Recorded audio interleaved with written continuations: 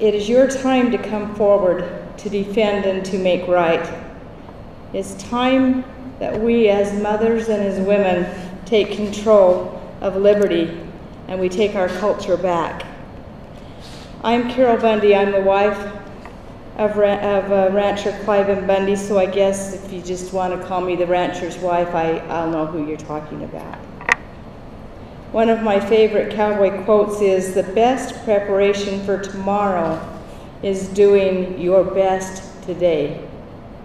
So let's saddle up and ride. From the time I was a young girl, young enough to know that you become moms, I was going to marry a cowboy and I was going to have 12 kids. And I grew up on a ranch, so that was natural that I'd want to be married to a cowboy, but to have 12 kids was a little not natural. I have raised 14 kids.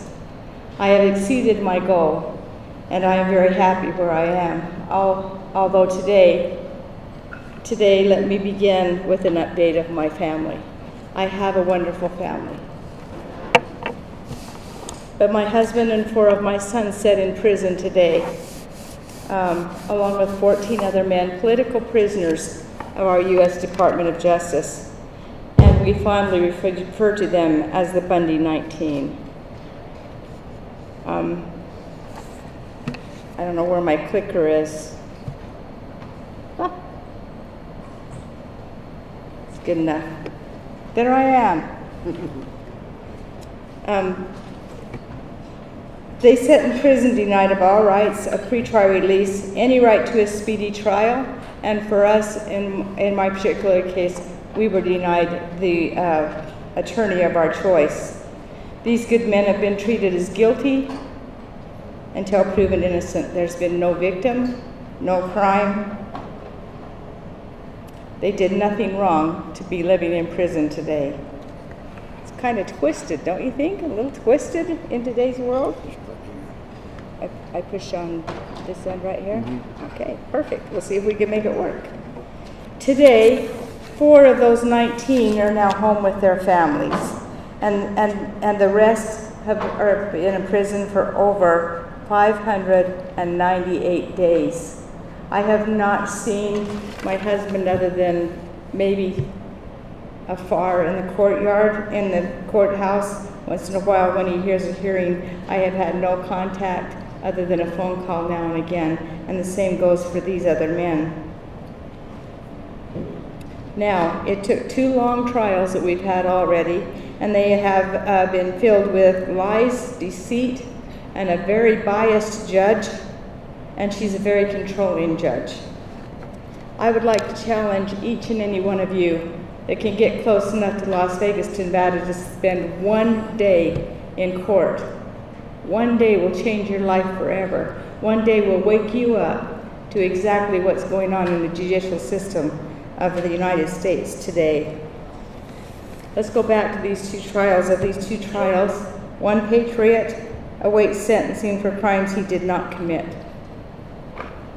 Crimes of the First and Second Amendment. He stood up for his rights, freedom of speech, and he backed it up with a gun that he didn't point at anybody. But still, he's awaiting sentencing. The second patriot received a sentence of over 63 years, a life sentence for mainly using his First Amendment right. There's 2 patriots that are free today, found not guilty of anything, which is amazing to us. And now there's 2 more that sit today, not guilty of 36 of the 40 crimes they had against them. One not guilty of 38 of the crimes. And yet, because of this, the judge says, you get to go to trial for the 3rd time. 3 times they've been found not guilty. It was 11-1 in our favor, and yet they still get to go to trial one more time. And I say once again, no victim, no crime. Now, my sweet daughter-in-laws and 25 of my grandchildren cry for their daddies and their husbands at night. Now, see, somewhere I'm off on this. Right there. My youngest son sits home denied of his father and his brothers, betrayed by a nation that he loves. And the other patriots have the same problems in their families and they're suffering as well, and their hearts are broken. But let me tell you what, our spirits are strong. A broken heart does not break our spirit. Where do we get this kind of spirit? Where do we get this kind of conviction? Where do we get this kind of strength? Well, in 2014, the Bundy family stood for freedom. We stood to protect the life and liberty and property, and we stood for our rights to ranch, our private property rights established in the early 1800s by Clive and Stanley, and we stood for the people of Clark County, Nevada. We stood for the people of Nevada, and we stood for every American that comes to visit the sovereign state of Nevada, that they would have the right to come and stand.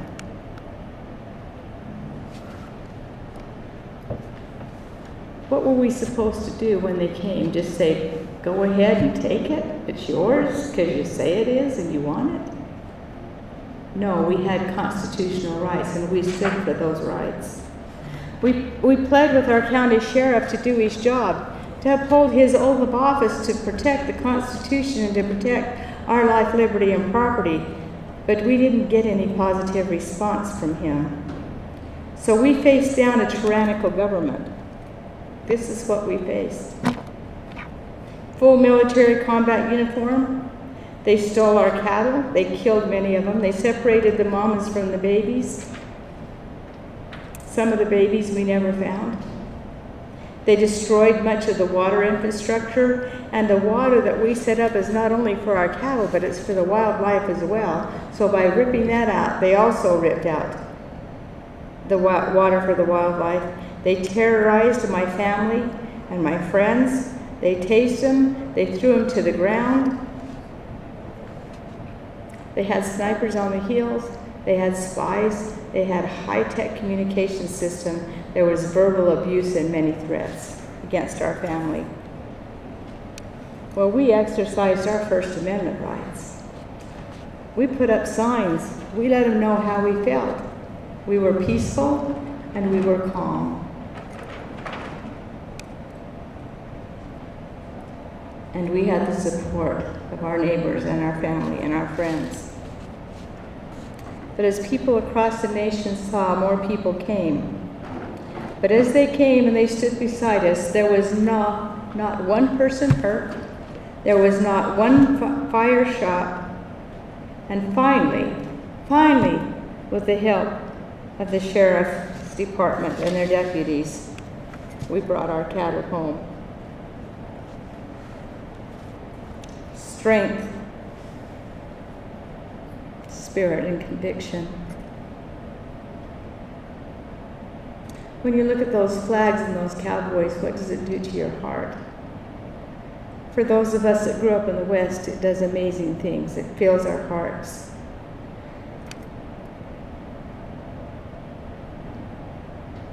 Life, liberty, and property. Claim it, use it, and defend it.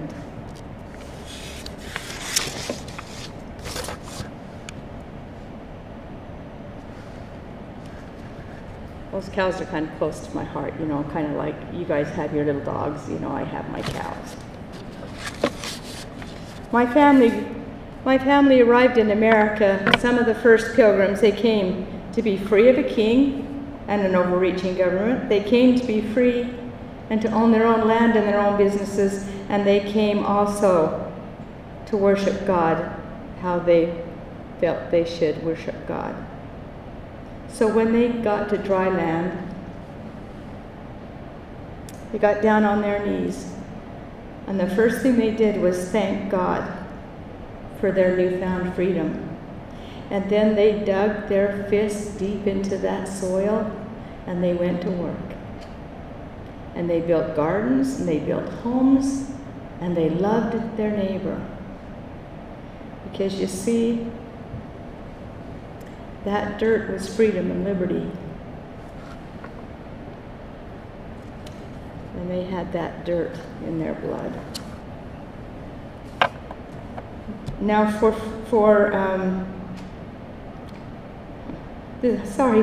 this love for freedom and liberty continued, and it grew into 13 colonies. There was a Revolutionary War, and then a divinely inspired constitution guaranteeing a republic form of government for these people that had come, for we the people, and it gave them strength, and it gave them purpose, and it gave them direction.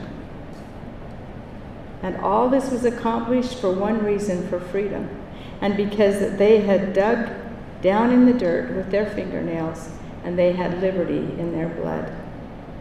Now, I have a great-great-grandmother who was an early pioneer. Oh, this is still my family here.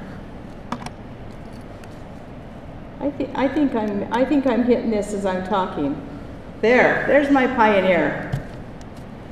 She remembers waking up as a young girl to the clanging of Dutch oven lids and the cowbells ringing and them saying, wake up, it's Independence Day." She was a young girl, very young, 4 or 5 years old. And she says, "I remember following in the dust, looking ahead at the American flag waving that was attached to the front wagon of this wagon train." Now you need to remember, these early pioneers that come from my heritage were exiled from the very country that they loved the most.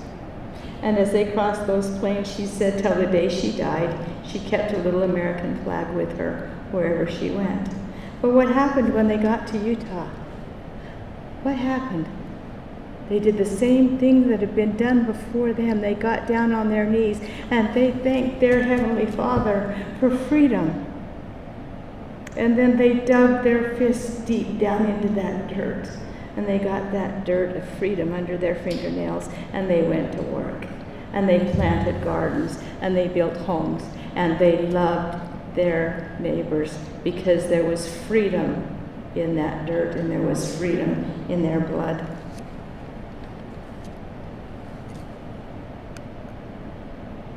Now, my husband's family settled in Bunkerville, Nevada, and on the Arizona Strip. Most of you on this part of the world don't even know what that means, but that's right out there in the desert. There's not a lot of water. There's not a lot of reason why anybody else would want to be there, and that's probably why they stayed there, because they didn't want to be bugged by anybody else anymore. But they settled there, and they made a living there. They were poor. They had very little, but they were strong in spirit. They loved God, and they loved liberty. And they were cowboys. It was a way of life. It was a custom and culture. And they too, once again, had dirt under their nails and liberty in their blood. We always tell my kids, the dirt's in your blood. And when we say that, we mean the liberty's in our blood. Now, these other 19 men that we call the Bundy 19, they have a rich heritage as well. They have professions of their own. They're electricians, they're heavy equipment operators, construction workers, mechanics, they're firefighters, they're veterans, they're artists, they're techs, but they have families just like us, just like you and I. And they have one common thread that runs with them, and that's they love their country and they love their neighbor. Now today, everything that they have stood for is in jeopardy. Our cowboy way of life is being regulated out of business through terms and conditions and contracts with the federal government. The very government that was established to protect our rights has now taken them away. This picture here was taken 25 years ago. This is how long my family has had that particular sign, and it was hung in 2014 as well. Has the West been won, or has the fight just begun? People, it's in our blood. Liberty runs thick in our blood. The Bundy 19 have given their freedom to defend your freedom. They do not grieve for themselves. They do not grieve. They grieve for our nation, and they grieve for their struggling families. My son Mel, who has 5 little girls, one of which is this beautiful little doll, He says, I didn't stand so my children wouldn't have to. I stood so my children would know how. We at home now are struggling to support one another and to continue to have a normal life and to stay strong spiritually, and with God's help, we are doing well. The hearts of the children are turned to the fathers, and the hearts of the fathers are turned to their babies, and all of our hearts are lonely and sad. These are my grandchildren. This was taken last year. They would love to have their daddy and grandpa home for Christmas this year, once again.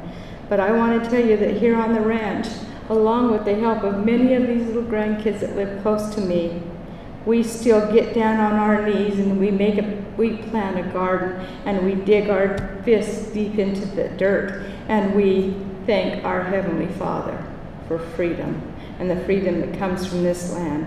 And I continue to teach each one of them about their heritage, their rich heritage, and for the life and for freedom and for property, and to stand up for what is right.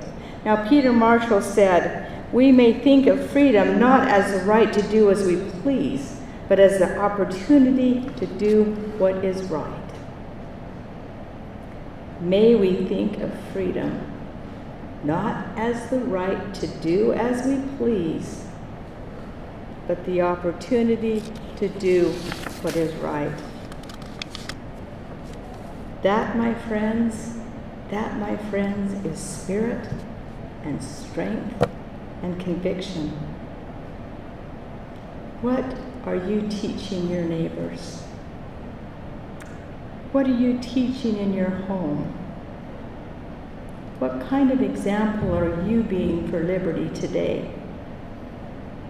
There are many, many, many Americans who have served us in many ways, and I want to say thank you. There is no way that I will ever be able to pay it forward, but I will try until my dying day to thank people for all that they've given to me and to my family and to the Bundy 19 through prayers, through help, through hugs, through phone calls, through generous donations. I have hugged more people than I probably ever thought I would hug in my life, and I've enjoyed every bit of it. Another cowboy quote, one of my favorites, says, we may get knocked down on the outside, but the key to living in victory is to learn how to get up on the inside.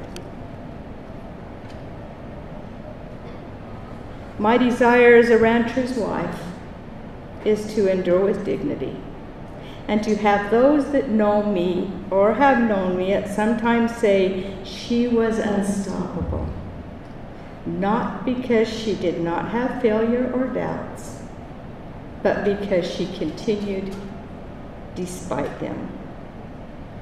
Do not let anyone ever break your soul. You have to stand on your own 2 feet. There are those who would do absolutely anything in this world to see us fail, to see this great country fail, to see liberty fail. Never, ever, ever give them that satisfaction. Hold your head high, put a smile on your face, and as I always say, pull yourself up by the bootstraps and stand your ground. But above all, please pray for our sacred Constitution. Read it, teach it, and live it. This picture here was painted by John McNaughton. It's called Pray for America. We all love this land of liberty. It's our responsibility to preserve it for our posterity. We must stand together for freedom. It is a battle that must be won. And it starts with you and you and you and even me. It has to be won. Liberty, my friends, is in your blood too. Let's do whatever it takes. And then, with the heart of the Western cowboy, this is spirit, this is strength, this is conviction, this is America. It is your time to come forward, to defend, to make it right. Let's saddle up and ride. Ride for the brand, cowboy. Ride for liberty. We've got a job to do. Let's get her done.